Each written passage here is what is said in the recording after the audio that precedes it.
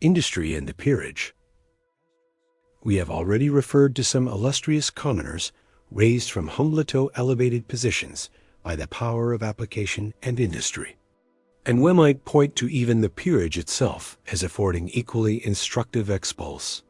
One reason why the peerage of England has succeeded so well in holding its own arises from the fact that, unlike the peerages of other countries, it has been fed from time to time by the best industrial bud of the country, the very liver, heart, and brain of Britain. Like a fabled Antaeus, it has been invigorated and refreshed by touching its mother earth and mingling with that most ancient order of nobility, the Working Order. The blood of all men flows from equally remote sources, and though some are unable to trace their line directly beyond their grandfathers, are nevertheless justified in placing at the head of their pedigree the great progenitors of the race, as Lord Chesterfield did when he wrote, Adam _de Stanhope _Eve _de Stanhope _. No class is ever long stationary. The mighty fall, and the humble are exalted. New familiars take the place of the old, who disappear among the ranks of the common people. Burke's Vicissitudes of Families strikingly exhibit this Risian fall of families, and show that the misfortunes which overtake Theric and Noble are greater in proportion than those which overwhelm the poor. This author points out that of the 25 barons selected tone force, the observance of Magna Carta, there is not now in the House of Peers a single male descendant. Civil wars and rebellions ruined many off the old nobility and dispersed their families. Yet their descendants in many cases survive, and are to be found among the ranks of the people.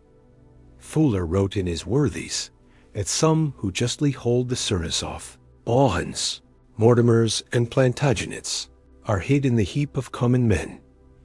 Thus Burke shows that 2 of the lineal descendants of the Earl of Kent, 6th son of Edward I, were discovered in a butcher and athol gatherer, that the great-grandson of Margaret Plantagenet, daughter of the Duke of Clarence, sank to the condition of a cobbler, Newport, in Shropshire, and that among the lineal descendants of the Duke of Gloucester, son of Edward III, was the late sexton of St. George's, Hanover Square. It is understood that the lineal descendant of Simon de Montfort, England's premier baron, is a saddler in Tooley Street. One of descendants of the proud Percys, a claimant of the title of Duke of Northumberland, was a Dublin trunk maker. And not many years since one of the claimants for the title of Earl of Perth presented himself in the person of a laborer in a Northumberland coal pit. Hugh Miller, when working as a stonemason near Edinburgh, was served by a hodman, who was one of the numerous claimants for the earldom of Crowford Hall that was wanted to establish his claim, being a missing marriage certificate.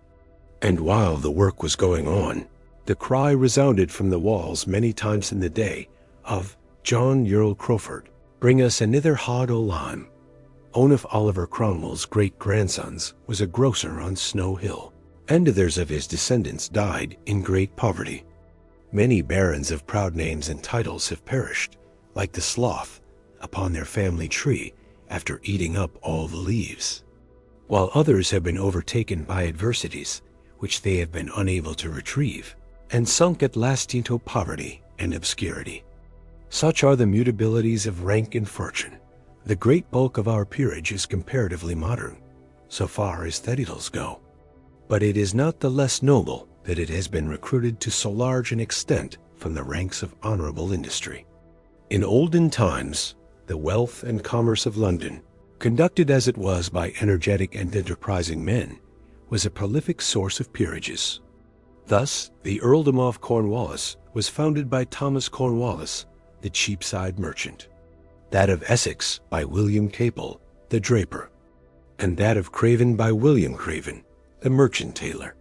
The modern Earl of Warwick is not descended from the kingmaker, but from William Greville, the wool stapler, whilst modern Dukes of Northumberland find their head, not in the Percys, but in Hugh Smithson, a respectable London apothecary. The founders of families of Dartmouth, Radnor, Ducie, and Pomfret were respectively a skinner, a silk manufacturer, a merchant tailor, and a Calais merchant, whilst the founders of the peerages of Tankerville, Dormer, and Coventry were mercers. The ancestors of Earl Rumney and Lord Dudley and Ward were goldsmiths and jewelers. And Lord Dacres was a banker in the reign of Charles I, as Lord Overstone is in that of Queen Victoria. Edward Osborne, the founder of the Dukedom of Leeds, was apprenticed to William Hewett, a rich clothworker on London Bridge, whose only daughter Hector courageously rescued from drowning by leaping into the Thames after her, and eventually married. Among other peerages founded by trade are Thossaw Fitzwilliam, Lee, Petter, Cooper, Darnley, Hill, and Carrington. The founders of the houses of Foley and Normanby were remarkable men in many respects, and as furnishing striking examples of energy of character, the story of their lives is worthy of preservation. The father of Richard Foley, the founder of the family, was a small yeoman living in the neighborhood of Stourbridge in the time of Charles I. That place was then the center of the iron manufacture of the Midland districts, and Richard was brought up to work at one of the branches of trade, that of nail-making. He was thus a daily observer of the great labor and loss of time caused by the clumsy process then adopted for dividing the rods of iron in the manufacture of nails. It appeared that the Stourbridge nailers were gradually losing their trade in consequence of the importation of nails from Sweden, by which they were undersold in the market. It became known that the Swedes were enabled to make their nails so much cheaper by the use of splitting mills and machinery, which had completely superseded the laborious process of preparing the rods for nail-making then practiced in England. Richard Foley, having ascertained this much, determined to make himself master of the new process. He suddenly disappeared from the neighborhood of Stourbridge and was not heard of for several years. No one knew whither he had gone, not even his own family, for he had not informed them of his intention, lest he should fail. He had little or no money in his pocket, but contrived to get to Hull, where he engaged himself on board a ship bound for a Swedish port, and worked his passage thither. The only article of property which he possessed was his fiddle, and on landing in Sweden he begged and fiddled his way to the Dannemora Mines, near Uppsala. He was a capital musician, as well as a pleasant fellow, and soon ingratiated himself with the ironworkers. He was received into the works, to every part of which he had access, and seized the opportunity thus afforded him of storing his mind with observations, and mastering, as he thought, the mechanism of iron splitting. After a continued stay for this purpose, he suddenly disappeared from amongst his kind friends the Myers, no one knew whither. Returned to England, he communicated the results of his voyage to Mr. Knight and another person at Stourbridge, who had sufficient confidence in him to advance the requisite funds for the purpose of erecting buildings and machinery for splitting iron by the new process. But when set to work, to the great vexation and disappointment of all, and especially of Richard Foley, it was found that the machinery would no tact at all events, it would not split the bars of iron. Again, Foley disappeared. It was thought that shame and mortification at his failure had driven him away forever. Not so. Foley had determined to master the secret of iron splitting, and he would yet do it. He had again set out for Sweden, accompanied by his fiddle as before, and found his way to the iron works, where he was joyfully welcomed by the miners. And, to make sure of their fiddler, they this time lodged him in the very splitting mill itself. There was such an apparent absence of intelligence about the man, except in fiddle playing, that the miners entertained no suspicions as to the object of their minstrel, whom they thus enabled to attain the very end and aim of his life. He now carefully examined the works, and soon discovered the cause of his failure. He made drawings or tracings of the machinery as well as heckled, though this was a branch of art quite new to him. And after remaining at the place long enough to enable him to verify his observations, and to impress the mechanical arrangements clearly and vividly on his mind, he again left the miners, reached a Swedish port, and took ship for England. A man of such purpose could not but succeed. Arrived amongst his surprised friends, he now completed his arrangements, and the results were entirely successful. By his skill and his industry, soon laid the foundations of a large fortune, at the same time that he restored the business of an extensive district.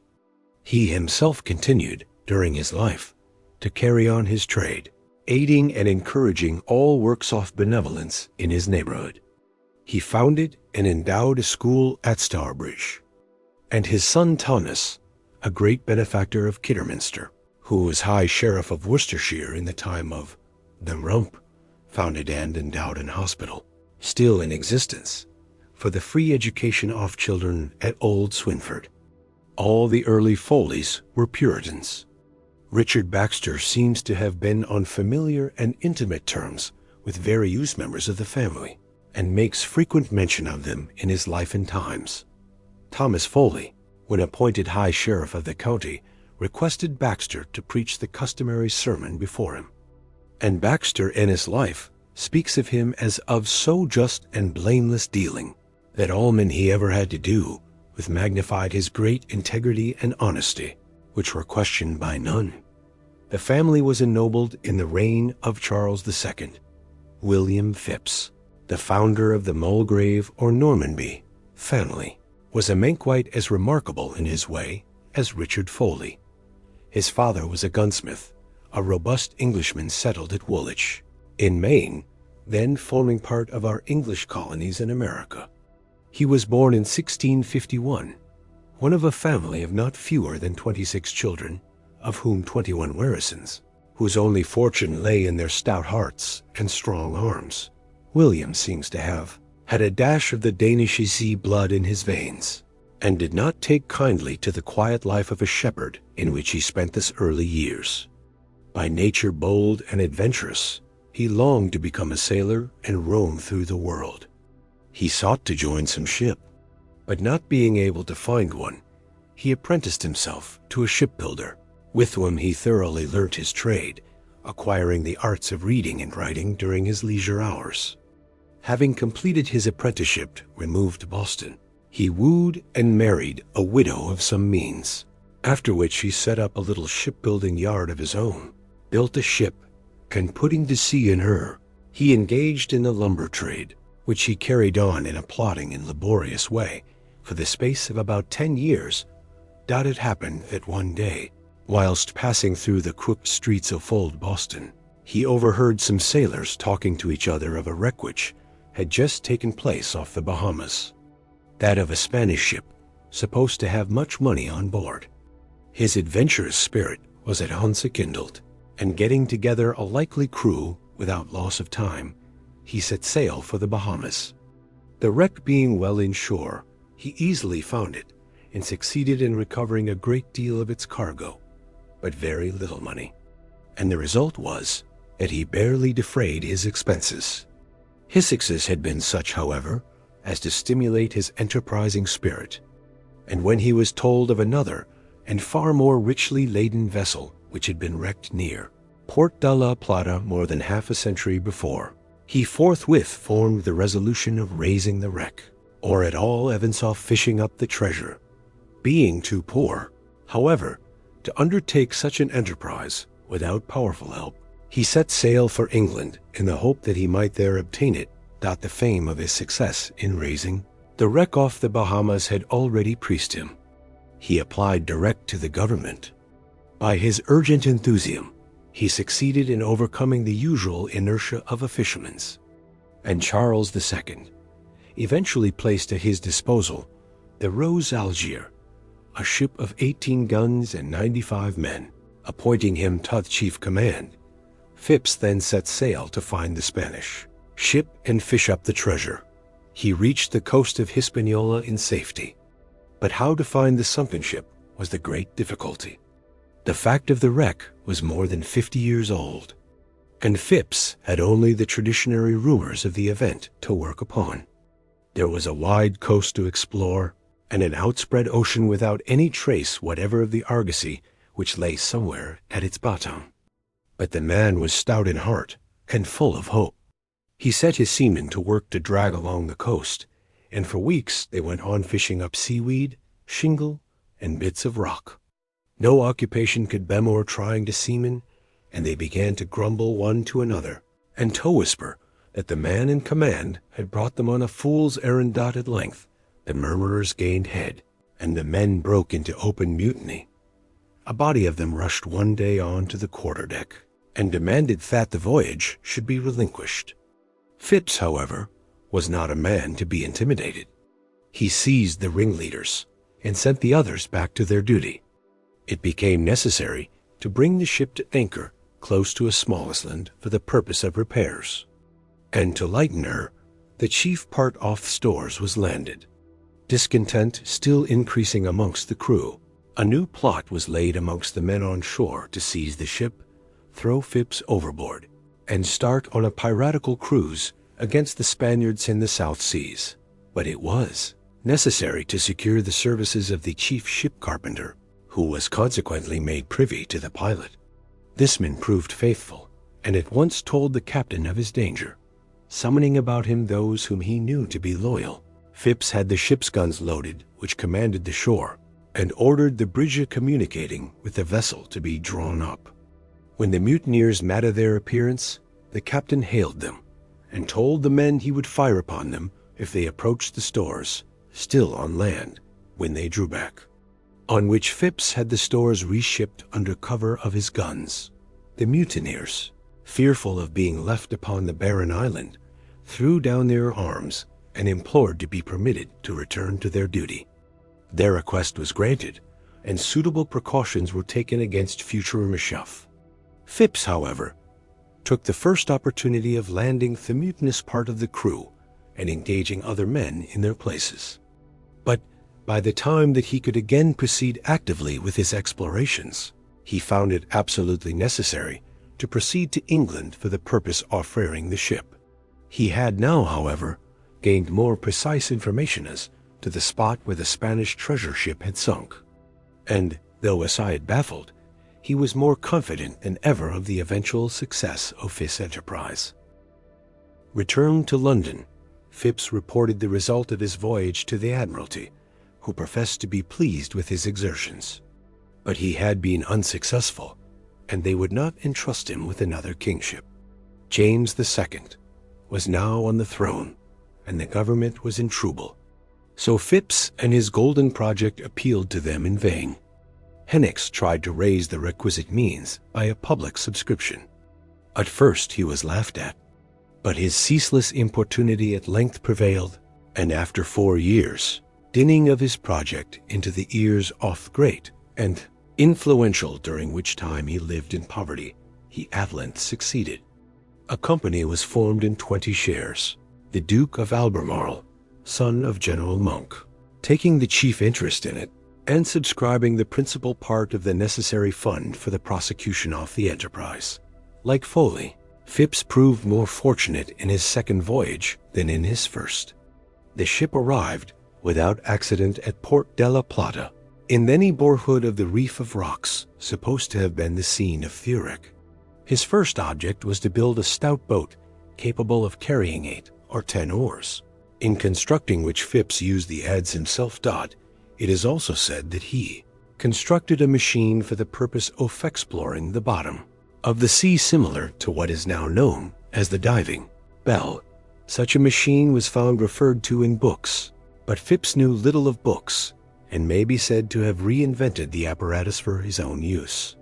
He also engaged Indian divers, whose feats of diving for pearls and in submarine operations were very remarkable. The tender and boat having been taken to the reef, the men were set to work, the diving bell was sunk, and the various modes of dragging the bottom off sea were employed continuously for many weeks, but without any prospect of success. Phipps, however, held on valiantly, hoping almost against hope. At length, one day, a sailor, looking over the boat's side down into the clear water, observed a curious sea plant growing in what appeared to be a crevice of the rock, and he called upon an Indian diverto go down and fetch it for him. On the red man coming up with the weed, he reported that a number of ship's guns were lying in the same place. The intelligence was at first received with incredulity, but on further investigation, it proved to be correct. Search was made, and presently a diver came up with a solid bar of silver in his arms. When Phipps washed on it, he exclaimed, "Thanks be to God! We are all made men." Diving Bell and divers now went to work with a will, and in a few days, treasure was brought up to the value of about £300,000, with which Phipps set sail for England. On his arrival, it was urged upon the king that he shouldseize the ship and its cargo, under the pretense that Phipps, when soliciting his majesty's permission, had not given accurate information respecting the business. But the king replied that he knew Phipps to be an honest man, and that he and his friends should divide the whole treasure amongst them. Even though he had returned with double the value, Phipps's share was about £20,000, and the king, to show his approval of his energy and honesty in conducting the enterprise, conferred upon him the honor of knighthood. He was also made High Sheriff of New England, and during the time he held the office, he did valiant service for theme of their country and the colonists against the French, by expeditions against Port Royal and Quebec. He also held the post of Governor of Massachusetts, from which he returned to England and died in London in 1695. Phipps, throughout the latter part of his career, was not ashamed to allude to the lowness of his origin, and it was matter of honest pride to him that he had risen from the condition of common ship carpenter to fehenours of knighthood, and the government of a province. When perplexed with public business, he would often declare that it would be easier for him to go back to his broad axe again. He left behind him a character for probity, honesty, patriotism, and courage, which is certainly not the least noble inheritance of the House of Normanby. William Petty, the founder of the House of Lansdowne, was a man of like energy and public usefulness in his day. He was the son of a clothier in humble circumstances at Romsey in Hampshire, where he was born in 1623. In his boyhood, he obtained a tolerable education at the grammar school of his native town, after which he determined to improve himself by study at the University of Caen in Normandy. Whilst there, he contrived to support himself unassisted by his father, carrying on a sort of small peddler's trade with a little stock of merchandise. Returning to England, he had himself bound apprentice to a sea captain, who drubbed him with a rope's end for the badness of his sight. He left the navy in disgust, taking to the study of medicine. When at Paris, he engaged in dissection, during which time he also drew diagrams for Hobbes, who wastes in writing his treatise on optics. He was reduced to such poverty that subsisted for 2 or 3 weeks, entirely on walnuts. But again he began to trade in a small way, turning an honest penny, and he reasonable shortly to return to England with money in his pocket. Being of an ingenious mechanical turn, we find him taking out a patent for a letter copying machine. He began to write upon the arts and sciences, and practiced chemistry and physic with such success that his reputation shortly became considerable. Associating with men of science, the project of forming a society for its prosecution was discussed, and the first meetings of the Infant Royal Society were held at his lodgings. At Oxford he acted for a time as deputy to the anatomical professor there, who had a great repugnance to dissection. In 1652, his industry was rooted by the appointment of physician to the army in Ireland, whither went. And whilst there, he was the medical attendant of 3 successive Lords Lieutenant Lambert, Fleetwood, and Henry Cromwell. Large grants of forfeited land having been awarded to the Puritan soldiery, Petty observed that the lands were very inaccurately measured, and in the midst of his many avocations, he undertook to do the work himself. His appointments became so numerous and lucrative that he was charged by the envious with corruption and removed from them all. But he was again taken into favor at the Restoration. Petty was a most indefatigable contriver, inventor, and organizer of industry. One of his inventions was a double-bottomed ship to sail against wind and tide. He published treatises on dyeing, on naval philosophy, on woolen cloth manufacture, on political arithmetic, and many other subjects. He founded iron works, opened lead mines, and commenced a pilchard fishery and a timber trade, in the midst of which hath found time to take part in the discussions of the Royal Society, to which largely contributed. He left an ample fortune to his sons, the eldest of whom was created Baron Shelburne. His will was a curious document, singularly illustrative of his character, containing a detail of the principal events of his life and the gradual advancement of his fortune. His sentiments on pauperism are characteristic. "As for legacies for the poor," said he, "I am at a stand. As for beggars by trade and election, I give them nothing. As for impotence by the hand of God, the public ought to maintain them. As for those who have been bred to no calling nor estate, they should be put upon their kindred. Wherefore I am contented that I have assisted all my poor relations, and put many into a way of getting their own bread, have labored in public works, and by inventions have sought out real objects of charity. And I do here beconjure all who partake of my estate, from time to time, to do the same eat their peril. Nevertheless, to answer custom, and to take the surer side, I give 20_L_ to the most wanting of the parish wherein I die. Hugh was interred in the fine old Norman church of Romsey, town wherein Hugh was born a poor man's son, and on the south side of the choir is still tobe seen a plain slab, with the inscription, cut by an illiterate workman, "Here lays Sir William Petty." Another family, ennobled by invention and trade in our own day, is that of Strutt of Belper. Their patent of nobility was virtually secured by Jedediah Strutt in 1758, when he invented his machine for making ribbed stockings, and thereby laid the foundations of a fortune, which these subsequent bearers of the name have largely increased and nobly employed. The father of Jedediah was a farmer and master, who did but little forth education of his children. Yet they all prospered.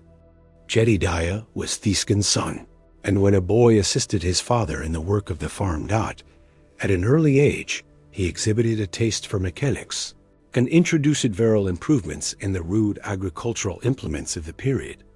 On the death of his uncle, he succeeded to a farm at Blackwall, near Normanton, long in the tenancy of the family, and shortly after married Miss Wallet, the daughter of a Derby hosier.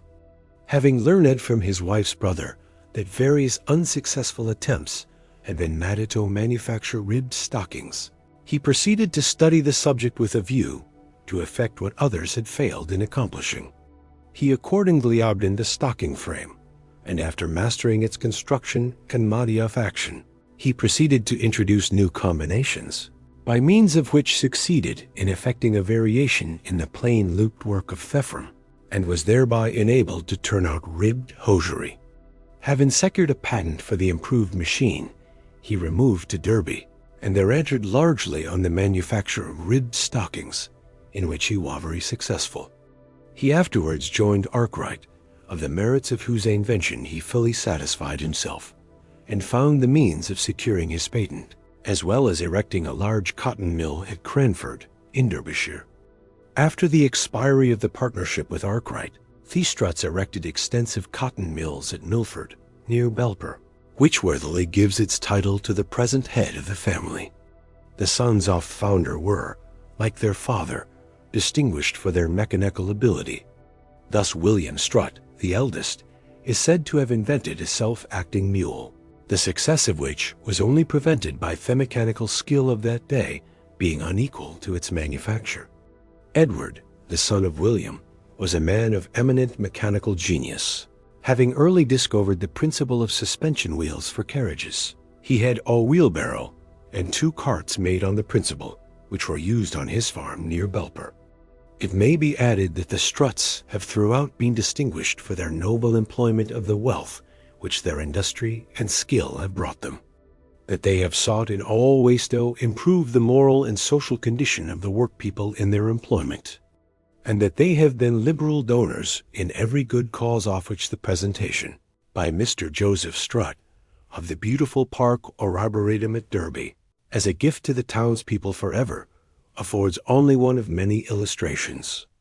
The concluding words of the short address which he delivered on presenting this valuable gift are worthy of being quoted and remembered. As the sun has shone brightly on me through life, it would be ungrateful in me not to employ a portion of the fortune I possess in promoting the welfare of those amongst whom I live, and by whose industry I have been aided in its organization. No less industry and energy have been displayed by the many brave men, both in present and past times, who have earned the peerage by their valor on land and at sea. Not to mention the older feudal lords, whose tenure depended upon military service, and who so often led the van off English armies in great national encounters, we may point to Nelson, St. Vincent, and Lyons to Wellington, Hill, Hardinge, Clyde, and many more in recent times, who have nobly earned their rank by their distinguished services. But plodding industry has far oftener worked its way to the peerage by the honorable pursuit of the legal profession than by any other. No fewer than 70 British peerages, including 2 dukedoms, have been founded by successful lawyers.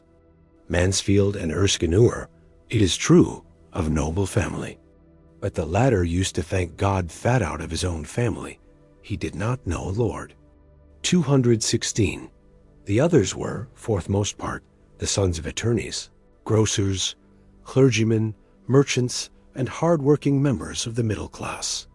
Out of this profession have sprung the peerages of Howard and Cavendish, the first peers of both families having been judges. Those of Aylesford, Ellenborough, Guildford, Shaftesbury, Hardwicke, Cardigan, Clarendon, Ellesmere, Rosslyn, and others nearer our own day, such as Tenterden, Eldon, Broome, Denman, Truro, Lyndhurst, St. Leonard's, Cranworth, Campbell, and Chelmsford. Lord Lyndhurst's father was a portrait painter, and that of St. Leonard's a perfumer and hairdresser in Burlington Street. Young Edward Sugden was originally an errand boy in the office of the late Mr. Groom, of Henrietta Street, Cavendish Square, a certificated conveyancer, and it was there that the future Lord Chancellor of Ireland obtained his first notions of law. The origin of the late Lord Tenterden was perhaps the humblest of all, nor was he ashamed of it, for he felt that the industry, study, and application, by means of which he achieved his eminent position, were entirely due to himself. It is related of him that on any occasion he took his son Charles to a little shed, then standing opposite the western front of Canterbury Cathedral, and pointing it out to him, said, "Charles, you see this little shop. I have brought you here on purpose to show it you. In that shop your grandfather used to shave for a penny. That is the proudest reflection of my life.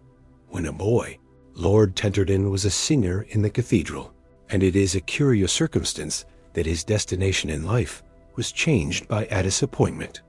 When he and Mr. Justice Richards were going the home circuit together, they went to service in the cathedral, and on Richard seconding the voice of a singing man in the choir, Lord Tenterden said, 'Ah, that is the only man I ever envied.'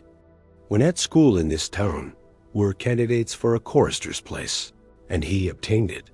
Not less remarkable was the rise to the same distinguished office of Lord Chief Justice, of the rugged Kenyon and the robust Ellenborough.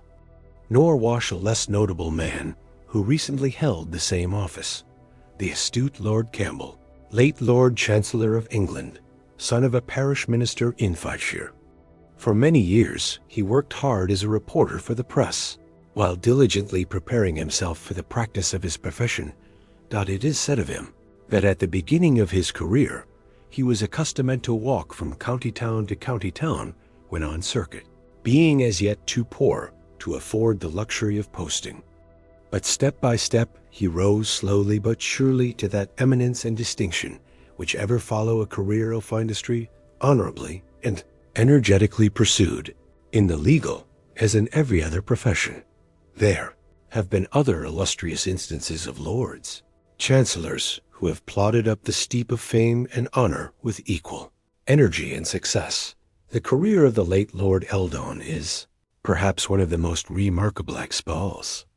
He was the son of a Newcastle coal-fitter, a mischievous rather than a studious boy, a great scapegrace at school, and the subject of many terrible thrashings.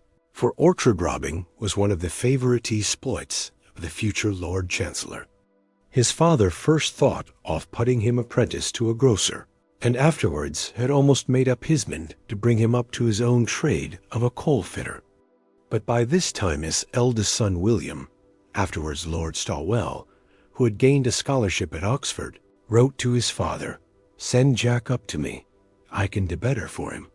John was sent up to Oxford accordingly, where, by his brother's influence and his own application, he succeeded in obtaining a fellowship.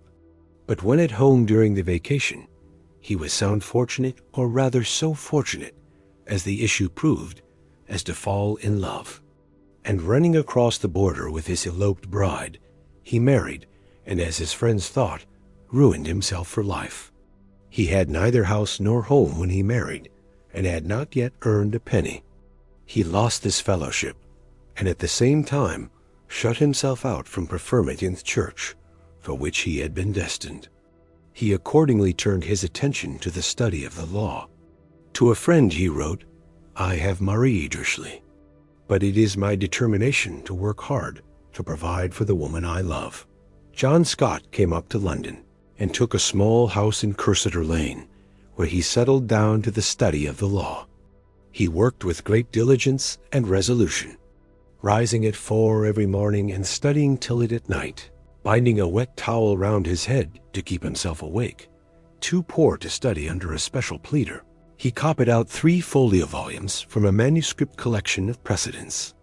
Long after, when Lord Chancellor, passing down Cursitor Lane one day, he said to his secretary, "Here was my first perch. Many a time do I recollect coming down this street with 6pence in my hand to buy sprats for supper. When at length called to the bar, he waited long for employment." His first year's earnings amounted to only 9 shillings.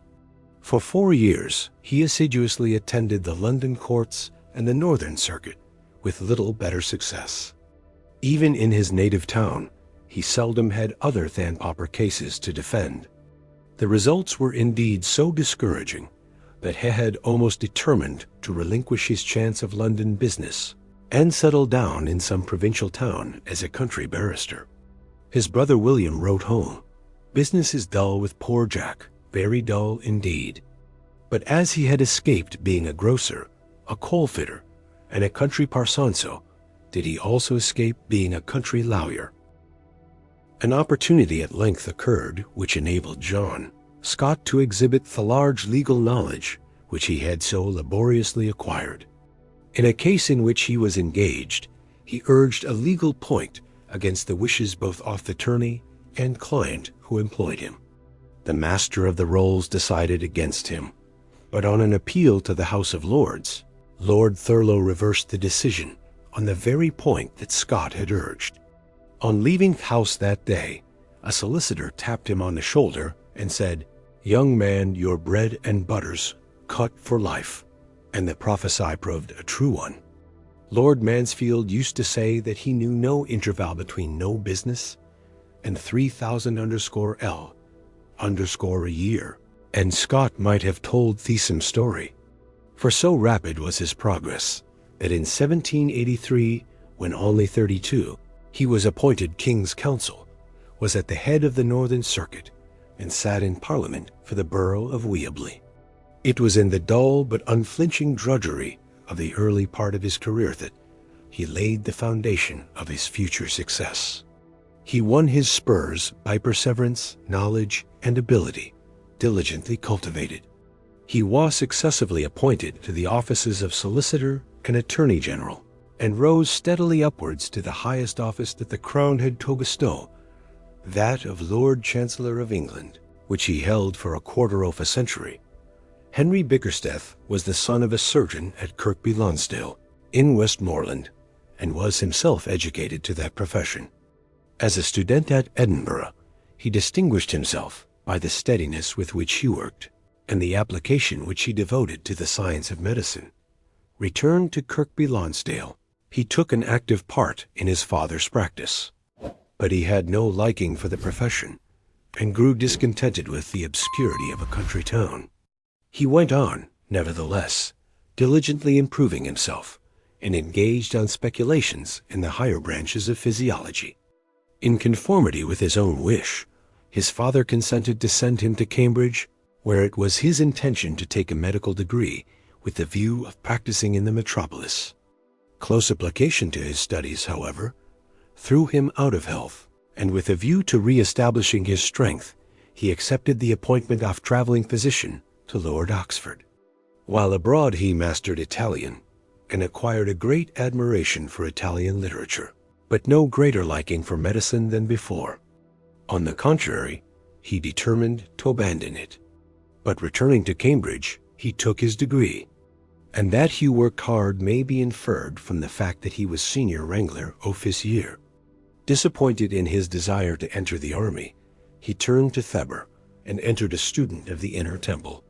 He worked as hard at laws he had done at medicine. Writing to his father, he said, "Everybody's easy to me. You are certain of success in the end, only persevere. And though I don't well understand how this is to happen, I try to believe it as much as I can, and I shall not fail to do everything in my power." At 28 he was called to the bar, and had every step in life yet to make. His means were straitened, and he lived upon the contributions of his friends.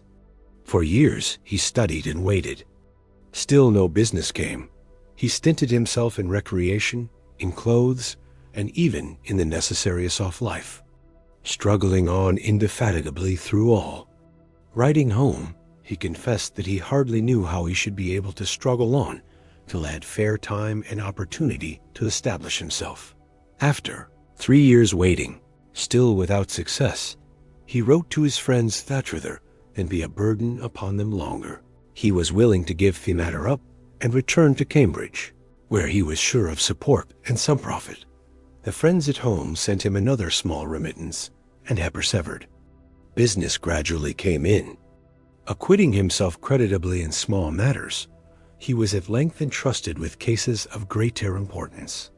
He was a man who never missed an opportunity, nor allowed a legitimate chance of improvement to escape him.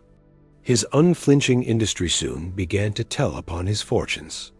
A few more years, and he was notably enabled to do without assistance from home. But he was in a position to pay back with interest the debts which he had incurred. The cloud shad dispersed, and the after career of Henry Bickersteth was one of honor, of emolument, and of distinguished fame. He ended his career as Master of the Rolls, sitting in the House of Peers as Baron Langdale. His life affords only another illustration of the power of patience, perseverance, and conscientious working in elevating the character of the individual and crowning his labors with the most complete success.